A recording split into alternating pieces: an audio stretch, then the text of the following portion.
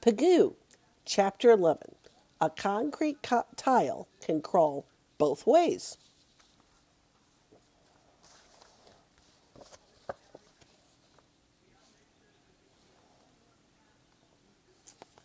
That's kind of interesting. Once again, Pagoo was looking for a home. He hiked into Tidepool Town, kicking at every snail shell, but all were occupied. He found an inch-long tube, a hollow concrete tile built by a tube snail. It had come from a tangled mess of tubes cemented to a rock by a colony of snails who stayed home and eat sea soup. Pagoo tapped the tube, felt around one empty end, and it snapped into it quickly. Inside this place was smoother than his penthouse barnacle, and comfortable. Pagoo could drag this tube home where he wished while hunting food. He didn't have to depend on a landlady. He wasn't trapped under a pearly dome. Pagoo rested. For no reason, the tube began moving. Pagoo stretched out his claws and front feet, dug into the sand to anchor things, and the tube stopped. This was very odd. No large animal was around. No danger seemed near, yet the tube had moved. Why should Pagoo be nervous? He who had already been sculpin swallowed, gull hoisted, hard beach swallowed. He jumped out and ran to the other end of the tunnel. He found the other end stuffed with feelers. Two small gloves showed Pagoo that another hermit lived there, a hermit just his size, who did not seem glad to see him. In fact, this roomer at the other end of the hall pinched Pagoo hard. Then Pagoo remembered that he was Pagurus, a two-fister built for fighting. The trouble was, this other fellow was a two-fisted fighter, too. They locked in a mighty battle, a pair of polka dots punching each other. Both were so interested in fighting that Pagoo's opponent forgot to cling to his smooth, straight tube, and Pagoo snatched him into the open. Around and around they fought, rather carefully of their tender rears, until a fish shadow swooped down at them. Then each dashed into an end of the tube. They had switched ends, but that didn't matter now. Both retreated until they were touching back to back in the hallway, their trusty weapons covering both open doors. They seemed ready to fight together against the world. But fighting together against the world is not for hermit crabs. Hermits seldom do things together, and these two certainly did not show teamwork. When Pagoo wished to travel in one direction, the hallmate stubbornly crawled the other way. So both dug into the tide pool floor and pulled until something came loose. Sometimes Pagoo was hauled from his end, sometimes his hall partner was dragged out. After fisticuffs, they would return to the hall, lean out from their separate doorways, and start walking again, in different directions, of course. It was easier when both wanted to graze at the same algae-covered rocks than for once they worked together, like two oxen dragging the snail tube sideways like a yoke between them. But mostly they squabbled and fought, and little by little Pagoo proved himself the stronger.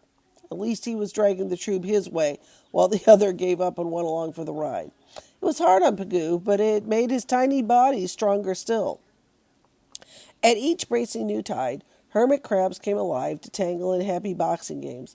Hermits of one size were matched together so that many classes and weights were going on at once, as if in a big gymnasium. The prizes were snail shell trunks. With young hermits always growing and molting and needing new trunks half a size larger, old trunks were forever being tossed off and new ones tried on. As in a game of musical chairs, someone would be left with no pants to sit in. It was one of these friendly battles. Pagoo grabbed a shell. He had dragged his unwilling hallmate across the arena to mix in a scuffle with hermits his size, and the gloves were going in a watery flurry, beautiful to see. When many fighters had changed places, Pagoo was left near a horn shell, tapered like a trumpet. Its owner had left it to try a new one on for side, decided against that, and dashed home right into Pagoo. Pagoo leaped, blocking the other's rush. Holding the other off, he propped his own curved tail rear into that horn shell.